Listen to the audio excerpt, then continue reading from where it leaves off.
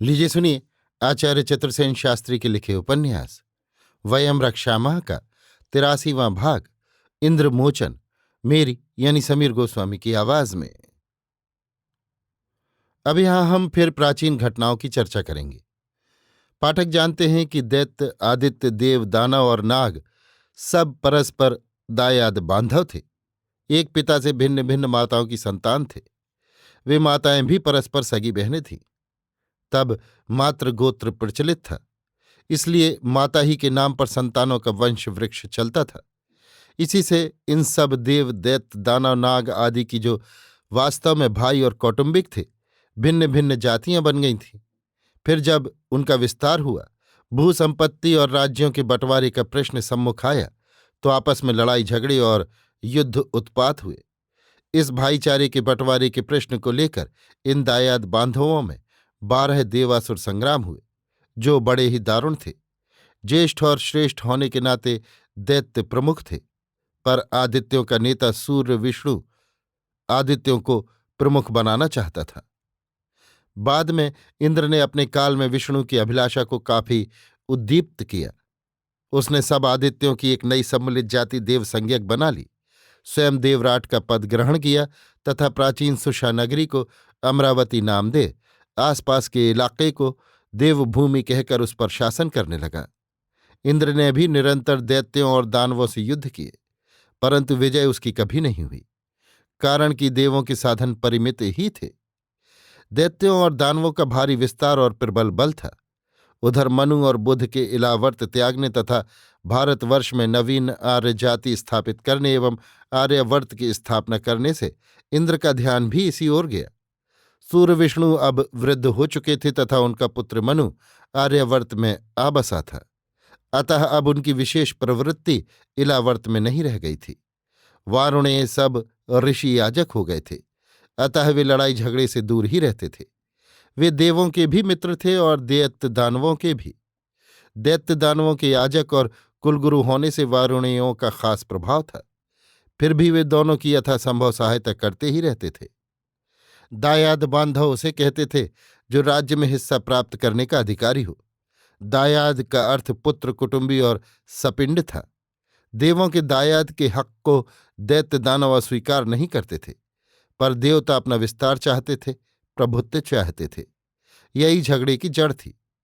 जब हिरण्याक्ष और हिरण्यकशिपु को मार दिया गया और प्रहलाद से वरुण देव के सानिध्य में देवों के कौल करार हो गए और प्रहलाद को इंद्रपद देना भी तय हो गया, तब एक बार देवभूमि की राज्य सीमाएं बंध गई थीं।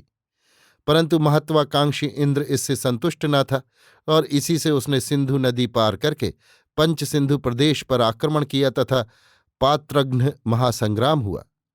इंद्र को पंच सिंधु का सम्राट मान लिया गया, परंतु इंद्र पंच सिंधु में नहीं बसा, इलावर्त लौट गया। पंच सिंधु में अपना प्रतिनिधि ही छोड़ गया, पर तृष्णा का वध करने के कारण उसे इलावर्त से भागना पड़ा। सारा देवलोक ही उसका विरोधी हो उठा। उसके बाद नहुष और रजि ने देवलोक में जो उत्पात मचाए, उससे देवों की शक्ति क्षीण हो गई।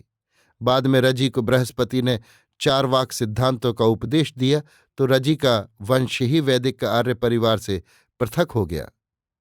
इस प्रकार नाहुषों से देवों का पिंड छूटा, पर देवराट पद्धति चल गई।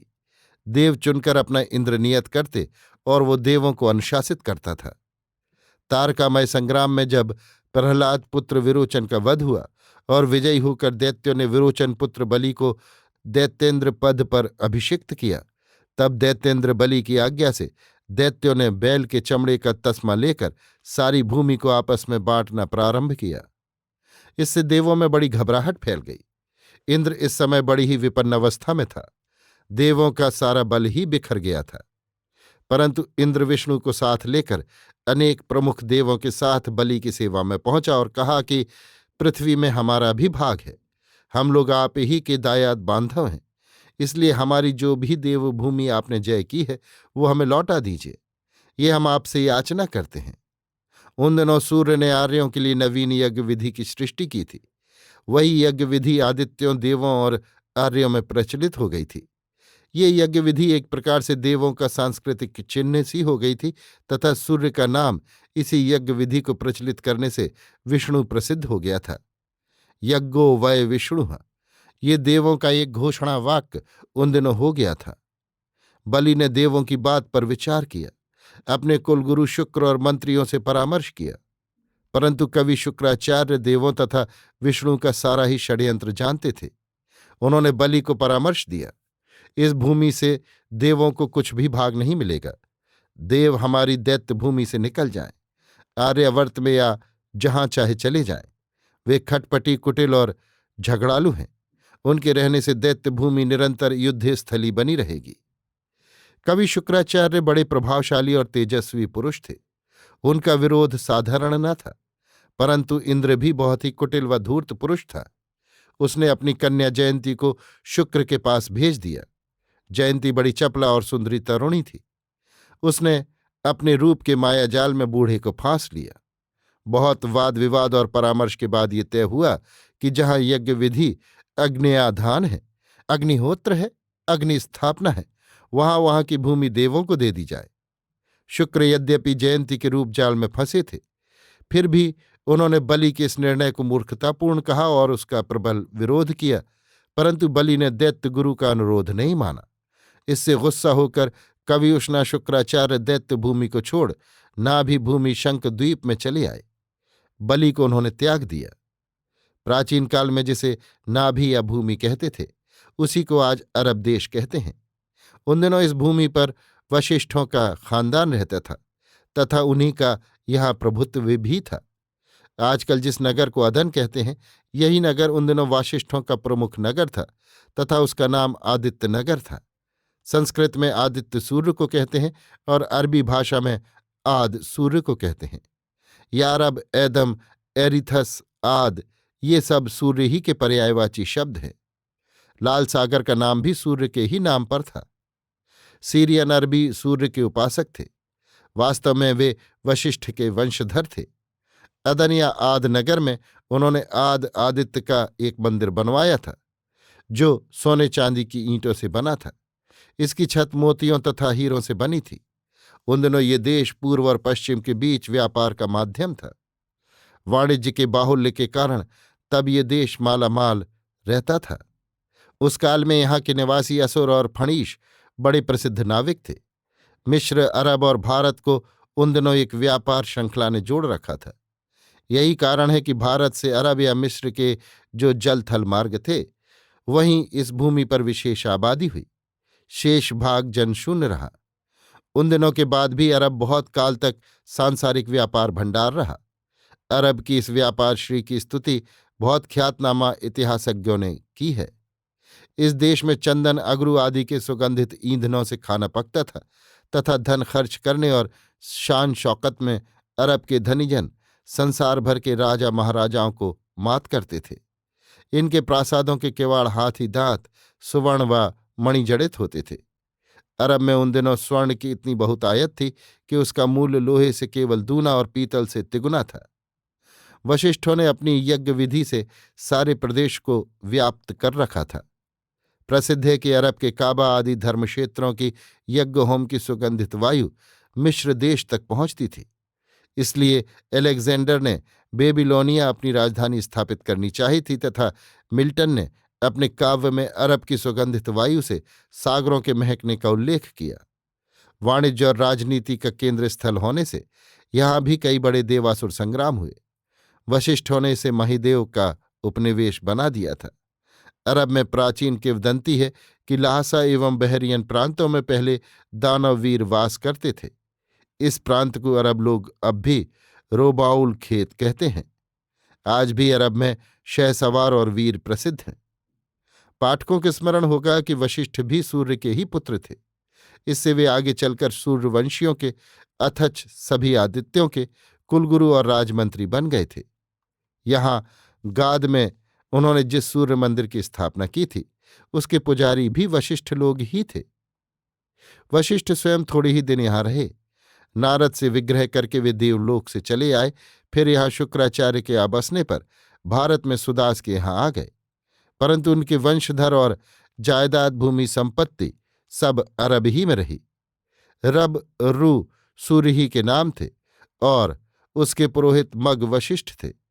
योम आह रविवार, रवियाह एक व रवियाह दो सूर्य ही के दिन व मास हैं। रमजान मास का नाम पहले रमादान था। ये मुसलमानों का बनाया महीना है। मग मिहिर मूक मौनी मुनि ये वशिष्ठ ही के वंशधर थे। अरब के मूक मोखा महरा मक्का मकरनियत मैरवा आदि प्रदेशों और नगरों के नाम भी उसी आधार पर है। वशिष्ठ को कामधेनुपति भी कहा जाता है। कामधेनु की भूमि उनकी जन्मभूमि और पैतृक संपत्ति थी। मगों के यज्ञों की सुगंध से समुद्र की वायु सुगंधित रहती थी। अरब के यमन प्रदेश में मुनियों के अनगिनत आश्रम, जनपद और उपनिवेश थे और वहां के हामा हामियारी सूर्य उपासक थे। परंतु दैत्य भूमि छोड़कर जब कवि उष्णा शुक्राचार्य अरब में आए तो उन्होंने कुरैशी प्रांत में अपना निवास बनाया। कुरैशी कुरैशी संभवतः कवि शुक्राचार्य के ही वंशधर हैं। कुरैशी भाषा ही कुरान की भाषा है। ये भाषा हामियारी भाषा से भिन्न है। शुक्र का नाम काव्य पुरुष था ही। अरब में शुक्र का नाम पूज्य देवों की भांति अलोजाह प्रसिद्ध है। कुरैशी देश में मक्का में बाद में शुक्र का मंदिर स्थापित हुआ, जो काव्य के नाम से प्रसिद्ध हुआ। आजकल का मक्का का प्रसिद्ध काबा यही काव्य पुरुष शुक्र का मंदिर है। उस काल में बृहस्पति, मंगल आदि अनेक ग्रहों और देवों की पूजा भी अरब लोग करते थे। उनकी मूर्तियां भी काव्य मंदिर में रखी गई थीं तथा एक प्राचीन शिवलिंग भी वहां था जिसकी पूजा होती थी और जिसका नाम मुन्नाह था। ये काले पत्थर का 4 फीट ऊंचा और 2 फीट चौड़ा लिंग था, जो सोने की जलहरी पर रखा रहता था। इनके अतिरिक्त सूर्य के मित्र गरुण की, उच्चैश्रवा घोड़े या सूर्यपुत्र अश्विनी कुमारों की, मनुपुत्र नरसिंह की मूर्तियां भी वहां थीं। सूर्य की भी एक मूर्ति रखी गई थी जिसका एक हाथ सोने का था। इसके अतिरिक्त और भी मूर्तियां थीं। मुन्नाह के उपासक खोजा थे। अलोजाह कुरैशियों का प्रधान देव था। इन सब मूर्तियों को बाद में मुसलमानों के पैगंबर मोहम्मद ने दूर करके केवल प्राचीन शिवलिंग ही की पूजा कायम रखी थी। काव्य के नाम पर मंदिर का नाम काबा प्रसिद्ध है तथा शुक्रवार को सभी अरब निवासी जुम्मा महान और पवित्र दिन मानते हैं तथा काव्य कविता में अरब के लोग संसार के सभी देशों के प्रमुख प्रमाणित हैं। पुराणों में ऐसा भी प्रमाणित है कि दैत्येंद्र बलि ने काश्यप सागर तट से अपनी राजधानी हटाकर अरब के निकट एक नया नगर बलासुरा नाम का बसाकर उसे अपनी राजधानी बनाया था तथा यहीं पर उसका इंद्राभिषेक हुआ था और यहीं पर विष्णु और इंद्र उसके पास भूमि याचना करने आए थे तथा यहीं से बलि की नीति से असंतुष्ट होकर शुक्र अरब देश में चले गए थे। बलि की यही प्राचीन राजधानी बलासुरा आजकल का विख्यात बसरा नगर है। यहीं बलि को बंदी बनाया गया था। दमिश्क वशिष्ठ दमी लोगों का प्राचीन नगर है। शाका, मनना, शोमार आदि भी प्राचीन वशिष्ठों के नगर हैं। वर्तमान बसरा नगर अति प्राचीन बलि के बलासुरा नगर के ध्वंस पर मुसलमानों के खलीफा उमर ने ईस्वी सन 640 के लगभग बसाया था। बहुत संभव है कि तब वो कोई साधारण उजाड़ बस्ती के रूप में रहा हो। वर्तमान बसरा मेसोपोटामिया या इराक का खास नगर तथा बड़ा बंदरगाह है। ये नगर समुद्र तट से काफी दूर शत्तुल अरब नामक नदी के निकट अल अशार के तट पर बसा है। शत्तुल अरब इतनी गहरी नदी है कि चलने वाले छोटे बड़े सभी जहाज उसमें आ जा सकते हैं। आरंभ में खलीफा उमर की आज्ञा से यहाँ केवल मुसलमानी सेनाओं की छावनी अतवा नामक सरदार ने, जब वो ईरानियों से लड़ रहा था, डाली थी। ये स्थान तब दजला नदी से 10 मील के अंतर पर वर्तमान नगर से उत्तर पश्चिमी दिशा में था। कहते हैं कभी इस नगर की आबादी बहुत घनी थी तथा नगर में 20,000 नहरें थीं जिनमें नौकाएं चलती थीं। यहाँ एक प्रसिद्ध पुस्तकालय भी था तथा प्राचीन काल में ये नगर विद्या और व्यापार का केंद्र था। मुस्लिम काल में ये नगर राजनीति का भी वैसा ही केंद्र था जैसा विद्या का, तथा यहाँ बड़े बड़े प्रसिद्ध विद्वान रहते थे। कालचक्र अनेक रूप प्रकट करता है। ये बलासुरा नगर भी अनेक वैभव देख चुका। जो हो, जब विश्व में निर्वंश के पुरखा और नेता यहाँ के बड़े दैत्य सम्राट की सेवा में एकत्र हुए थे तथा पृथ्वी विभाजन किया गया था, जिसे सहस्त्रों वर्षों से उसके वंशधर उपभोग कर रहे थे। तब से अब तक जाने कितने महापुरुषों ने अपने उस प्राचीन अधिकार की रक्षा के लिए कहाँ कहाँ रक्त बहाया है, इसका ठीक ठीक हिसाब तो इतिहास के पुराने पृष्ठ भी नहीं बता सकते। अस्तु, अब हम फिर उसी मूल घटना चक्र पर आते हैं।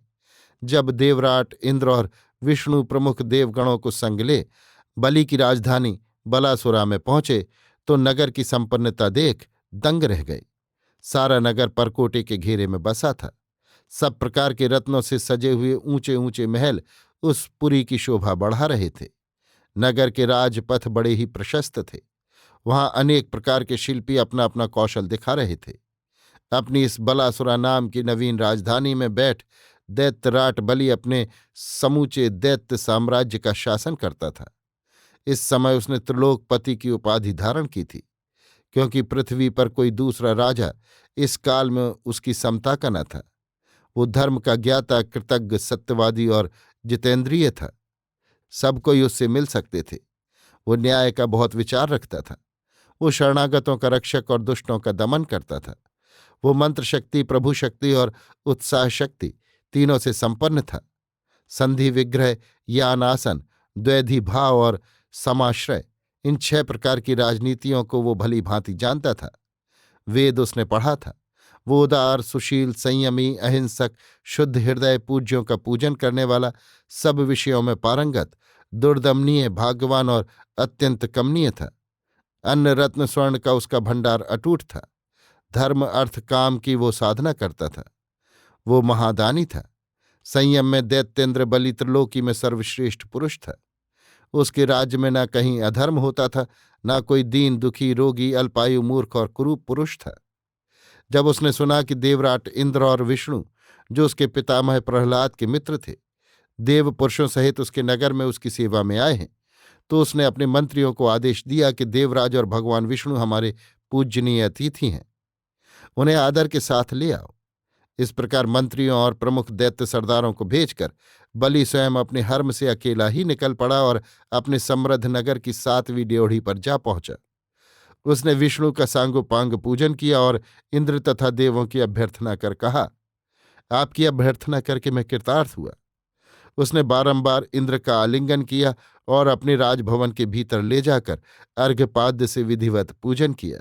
फिर कहा, इंद्र, आज मैं आपको अपने घर पर आया देखता हूं, इससे मेरा जन्म सफल हो गया। मेरे सभी मनोरथ पूरे हो गए। आपके साथ मेरे पितामह के श्रद्धेय मित्र विष्णु भी हैं, जो मेरे पितृ चरण से भी बढ़कर पूज्य हैं। अब कहे, किस प्रयोजन से आना हुआ है? मुझे सारी बात बताइए। आप लोगों ने इन सब देवों के साथ यहां आने का कष्ट उठाया है, इससे मुझे अत्यंत आश्चर्य हो रहा है। देवराट इंद्र ने कहा, दैत्यराज, आज आप त्रिलोकपति हैं और आपसे श्रेष्ठ पुरुष विश्व में दूसरा नहीं है। आपके दान और महत्ता की चर्चा सर्वत्र है। आपके सम्मुख आकर कोई याचक निराश नहीं लौटता। आप याचकों के लिए कल्प वृक्ष हैं। आपके समान दाता पृथ्वी में कौन है? आपने मेरा त्रिलोकी का राज्य छीन लिया है। अब मैं निराधार और निर्धन हूं। इसलिए हमारे और आपके पूज्य पुरुष इन विष्णु तथा देव प्रमुखों सहित मैं आपके पास याचक के रूप में आया हूं कि अधिक नहीं तो यज्ञ भूमि वेदिका ही हम लोगों को दे दीजिए, जिससे हम देवों का भी कोई ठौर ठिकाना हो तथा हमारी यज्ञ विधि कायम रहे।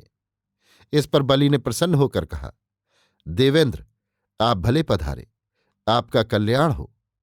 मेरे समान धन्य दूसरा कौन है कि मैं त्रिभुवन की राजलक्ष्मी से संपन्न होकर देवराट इंद्र और भगवान विष्णु को याचक के रूप में अपने घर आया देखता हूं।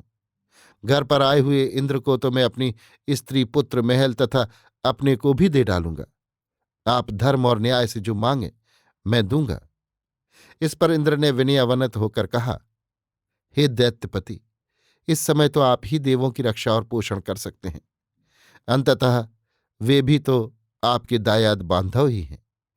12 आदित्य, 11 रुद्र, 8 वसु, अश्विनी कुमार और पितृजन सभी आपके बाहुबल का आश्रय चाह रहे हैं। आप सर्वसमर्थ हैं, सो जैसे दैत्यों दानवों का आप धर्मपूर्वक शासन करते हैं, वैसे ही देवों का भी कीजिए। केवल जितने स्थान में हमारी यज्ञ भूमि है, जहां जहां हम अग्नि स्थापन करें, वही भूमि दे दें। आप इतना ही अनुग्रह हम पर कीजिए, जिससे सब लोग कहें कि घर पर आए हुए देवराट इंद्र और पितामह के मित्र विष्णु का आपने सत्कार कर लिया।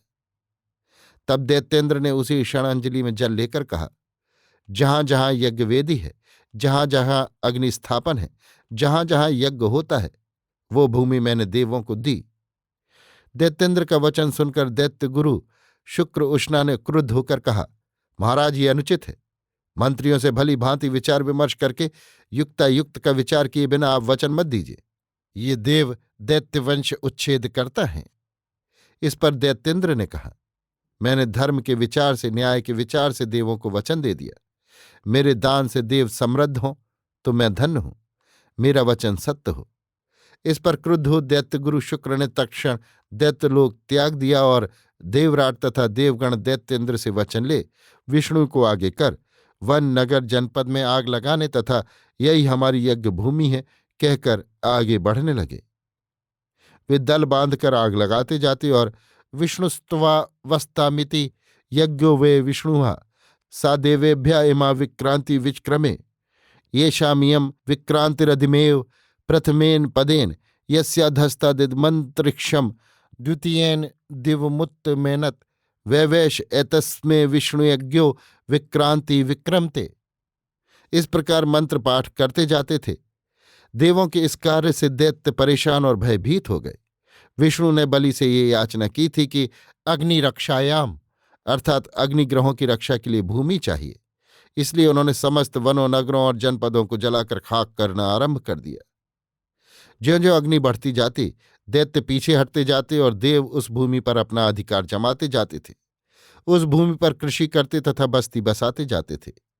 शुक्र के दैत्य लोक त्याग देने तथा देवों का ऐसा उत्पात मचाने से वचनबद्ध बलि भारी धर्म संकट में पड़ा। अंत में देवों ने उसे बंदी बना लिया और दैत्यों का साम्राज्य छिन्न भिन्न कर डाला। बलि के वंशज ही संभवतः वाहलीक सीरिया बलख के राजा थे। इसी वंश में मद्रपति शल्य अतिरथी हुए, जो महाभारत युद्ध के प्रसिद्ध योद्धा है तथा जिन्हें पाश्चात्य जन सोलोमन या सुलेमान के नाम से जानते हैं। ये भूमि जिसे जलाकर देवों ने प्राप्त किया, वही भूमि है जिसे पोर्शिया के नक्शे में पर्शियन साल्ट डेजर्ट कहते हैं। इसी प्रदेश का नाम लट, लूट या कबीर है। पर्शिया के प्राचीन इतिहास में लिखा है कि वहां पहले बड़े बड़े नगर थे, जिन्हें देवों ने जला दिया। पुराणों में इसी स्थान का नाम नंदनवन है। आजकल जो जाति वहां रहती है वो दाहे कहाती है तथा उस प्रांत को दाहिस्तान भी कहते हैं। ये स्थान काश्यप सागर व ऑक्सस व आधुनिक पारदिया के ऊपर है। अस्तु, जब बलि को बंदी बना लिया गया और दैत्यलोक पर फिर देवों ने अधिकार कर लिया, तो देवों ने जहां जहां दैत्यों का बल देखा वहीं उनका विनाश कर दिया। इस प्रकार बहुत दैत्य दैत्यलोक से पलायन कर गए। पीछे जब बाण महातेज ने होश संभाला तो उसने फिर दैत्यों का संगठन किया। बाण महातेजवान पुरुष था। देवलोक में उसके सामुख्य की किसी में सामर्थ्य न थी। उसने प्रारंभ में छोटे छोटे युद्ध करके अपने दैत्य साम्राज्य को फिर से व्यवस्थित किया। देवों ने भी उसे नहीं छोड़ा। इस प्रकार देव, दानव, दैत्य, नाग, वरुण एक प्रकार से मिलजुल कर ही भूमि पर रहने लगे। इस बीच 4 दिक्पाल नियुक्त कर देवों ने अपनी स्थिति और दृढ़ कर ली। अब देवों का संगठन दैत्यों की अपेक्षा कहीं उत्कृष्ट था। परंतु रावण के अभियान ने इस बार देवों के संगठन को ध्वस्त कर दिया। वरुण की मृत्यु के बाद देवलोक में इंद्र ही की सत्ता सार्वभौम हो गई थी। ऋषि, आर्य और देव, इनकी उपजातियां जो भी सिंधु और सतलज की घाटियों में फैल गई थीं, सभी इंद्र के प्रभाव में थी। प्रत्येक आर्य सम्राट को इंद्र और देवों की यज्ञ भाग्य की बलि देने पर ही सम्राट या महाराज की पदवी मिल सकती थी। ये वास्तव में एक भारी टैक्स था जो इस पदवी के लिए लिया दिया जाता था। उन दिनों विवाह तथा विशेष यज्ञों में गाय बैलों का वध होता था। ये परिपाटी आर्यों और देवों में समान भाव से थी। इस समय आर्यों की अनेक शाखाएं भारत, आर्यावर्त तथा उसके बाहरी कोणों में फैली हुई थीं, जिसमें सबसे अधिक प्रमुखता ययाति के 5 पुत्रों यदु, तुर्वशु, अनु, द्रुह और पुरु की थी। इनके अतिरिक्त अन्य जातियों में गांधार, मूजवंत, मत्स्य, भरत, भृगु, उशीनर, चेदी, कृवि, पांचाल, कुरु, सुंज, परावत आदि शाखाएं भी प्रधान थीं। तृत्सु रावि के पूर्वी किनारे पर थे। भरत मध्य भारत में थे। पुरुवंशी दुष्यंत के वंशज भारत तथा स्वयंभूव भरत के वंशज मनुर्भत कहाते हैं। आगे भारतों को कौरव भी कहा गया। उशीनर चेदी मत्स्य सुंज का वंश बहुत पीछे तक चलता रहा। मत्स्य वंश अत्यंत प्राचीन है। इसका संकेत हमें मत्स्य पुराण से मिलता है। इस बात के अत्यंत पुष्ट प्रमाण है कि अत्यंत प्राचीन काल में बेबीलोन में मत्स्य नाम की एक जाति रहती थी, जिसने जल प्रलय के समय मनु के परिवार की रक्षा की थी। भारत में मत्स्य लोग पूर्वी राजपूताना में आबसे थे। उशीनर उत्तरीय भारत में रहते थे। बलिबंधन के बाद आर्यों के राज्य मगध तक फैल गए थे। जिस समय रावण ने देवराट इंद्र पर अभियान किया, उस समय फारस से उत्तर पूर्व अफगानिस्तान और पामीर तक इंद्र का राज्य था, तथा संपूर्ण आर्यावर्त उन्हें देव कहकर उनकी पूजा करता और उन्हें यज्ञ भाग देता था। उन दिनों यज्ञ कोरे धर्मानुष्ठान न होते थे। वे बड़ा भारी राजनीतिक महत्व रखते थे। यज्ञ तभी किए जाते थे जब कोई बड़ी विजय होती थी या कोई बड़ी घटना होती थी। उस यज्ञ में सब समागत समर्थकों, मित्रों तथा आप्तजनों को विनय में प्राप्त धन बांटा जाता था। इसी को यज्ञ भाग कहते थे। सुदास इंद्र के गहरे मित्र थे। दाशराग्य संग्राम में सुदास की जय इंद्र की सहायता से हुई थी तथा वृत्रघ्न संग्राम में विजय का सेहरा इंद्र के सिर सुदास की सहायता से बंधा था। ये तृत्सु वंश के थे तथा इनका राज्य रावी नदी के दोनों तटों पर था। इनके पिता विजवन महान युद्धकर्ता तो थे, पर राजा न थे। सुदास इंद्र ही की कृपा से राजा हुए थे।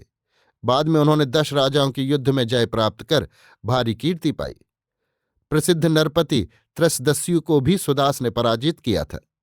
वशिष्ठ और उनके पुत्र पराशर तथा सत्ययात उनके आश्रित ऋषि थे। वशिष्ठ की ही सहायता से सुदास ने माथुर यादव, आनव शिवी, गांधार द्रुह, शूरसेन के मत्स्य, रीवा के तुर्वशु, अनार्यवर्जिन, वेकर्ण, भेद आदि सम्मिलित 10 राजाओं को युद्ध में पराजित किया था। पीछे वशिष्ठ ही के षड्यंत्र से कुरुपति सवंत ने सुदास को पराजित करके मार डाला। इस प्रकार सुदास के मरने पर भारत में इंद्र का प्रभाव बहुत कम हो गया था तथा सुदास का राज्य और वंश ही नष्ट हो गया। दिवोदास, जिन्होंने सुदास को गोद लिया था, संभवतः इस समय तक मर चुके थे।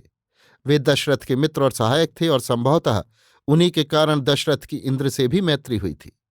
इन्हीं दिवोदास की बहन अहल्या थी, जो गौतम के पुत्र शरद्वत को ब्याही थी तथा जिसे इंद्र से व्याभिचार करने के अपराध में गौतम शरद्वत ने त्याग दिया था और राम ने जिसका उद्धार किया था।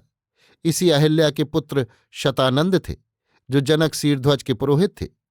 काशी में इस समय प्रतर्दन राज्य कर रहा था, जिसके आश्रित भरद्वाज रहे थे तथा जिसने है वीतिहव्य को पराजित किया था। बाद में पराजित होने पर वीतिहव्य भारद्वाज ही के आश्रम में प्रयाग में रहने लगे थे। प्रतर्दन के पौत्र अलर्क पर अगस्त की पुत्री लोपामुद्रा की कृपा थी।